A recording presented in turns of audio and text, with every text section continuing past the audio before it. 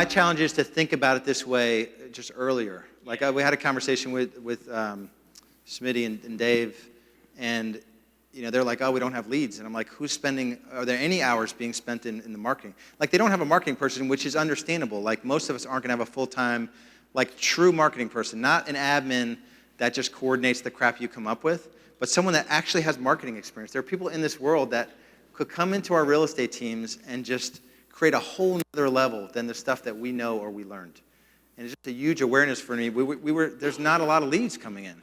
Right? I'm like, and you're trying to, and I know your market's a hot market, so is this market, but it's because nobody's spending any hours in the marketing position. And Jeff is good at marketing, and he needs to get his hands out of sales. Let Dave live or die or sink or swim in sales and just spend some time in marketing. And so if you're doing all four of these, it's very tricky, right? But this is when I was up at 2 a.m., and I was like figuring out expired letters and mailing and stamping and all that stuff.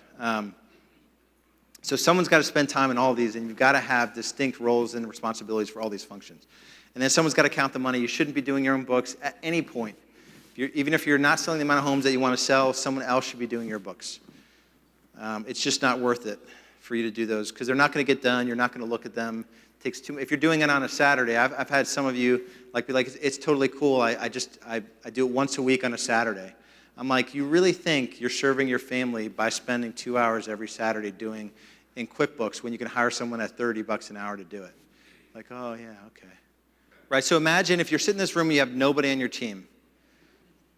It doesn't necessarily, so someone's going to serve as the team leader, right? So that's either an integrator is like a COO or a general manager or CEO. That person has responsibility for running the ship. You may or may not be a visionary. So don't get caught so much up in the top position, but you have to be spending time in marketing. Your name may be in every bucket, but just to look at this and do you have a true sales lead?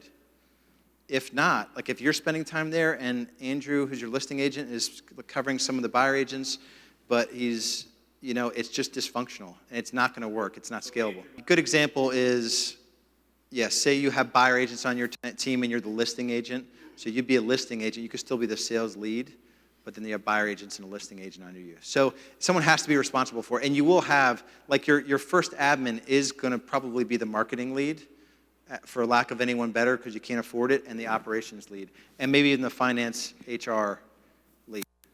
But you've got to just deal with the fact that there are multiple things that have to happen in a healthy business, even if you're small, even if you're not selling 500 homes. The takeaway here is that you've just got to think about the four functions. Okay? And you've got to check in with this. Once you can fill the seats, you're building this function out. But this is how a healthy business functions, even if you don't have the people for it.